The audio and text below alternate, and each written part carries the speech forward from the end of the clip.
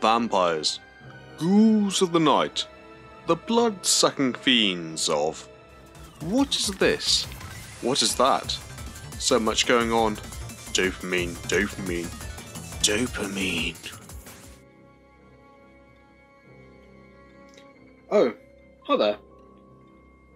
Should you play Vampire Survivors?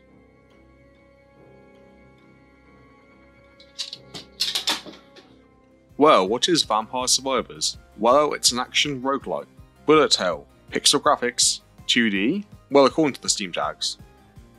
Yeah, that does kind of describe the game, but it does not tell us the main conceit of the game. And that is, the game is an auto-attacker, so the only thing you have control over when you get into a level is your movement. This is not quite the whole story. You see, this game is a roguelite, is it not? So, I also have control of the power-ups I can choose. This is where the real game begins, and what better way of explaining this is to show you what a typical game looks like. So, when starting the game you choose your character and stage. Each character has their own starting weapon, and some other unique stats as well. For simplicity, let's start with the character and stage you get when you first start the game. Well, bam, you're in the level. So you got some enemies, a timer, and yourself. First things first, you gotta start blasting. I started blasting, bam! When killing an enemy, they drop gems. Pick up enough and you level up.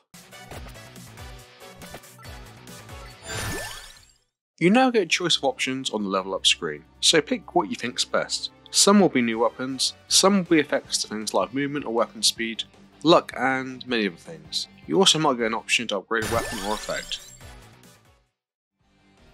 Now you just gotta survive until you reach a certain time threshold.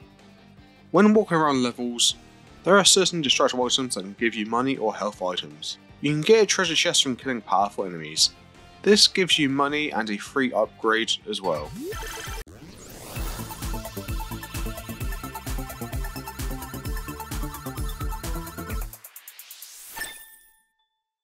Are you gonna survive? Well, first you gotta synergize. By that I mean, you gotta pick your upgrades carefully to survive. The game's gonna keep upping the ante as you go along. You basically need to be hitting certain damage thresholds to survive, and you do that by synergizing those upgrades. I'm not going to sit and give you a guide of how to do that, you'll figure it out as you go through the game yourselves. But this means when you first start the game you'll be dying a lot.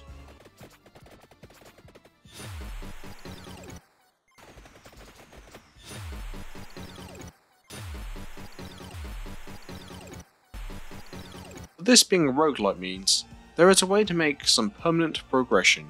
You see, the money you've hopefully been picking up on your runs can be used to give you some permanent upgrades.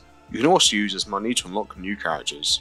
Well, it's time to talk about the game's aesthetics. Well, for the game's graphics I don't really have much to say for now.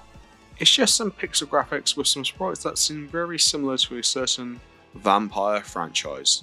The music fits its purpose well, but this leads into elements that make the game addicting. Vampire Survivors is a scatterbox of sights, sounds to pump that dopamine, from the way you pick up gems to fill your experience bar.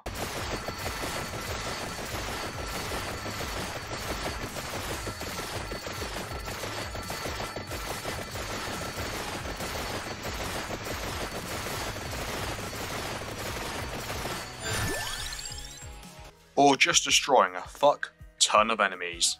Everything feels so satisfying. When you pick up a chest it feels reminiscent to opening a loot box or a pack of trading cards. Playing the game feels like a gambling machine with its sights, sounds and feel, giving you a continuous dopamine rush. But you ask, is this some free-to-play game designed to bleed dry whales?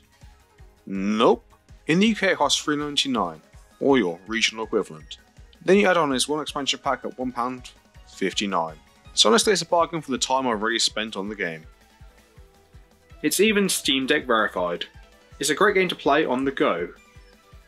So if that seems like something you might enjoy, I thought you should know. Away I go.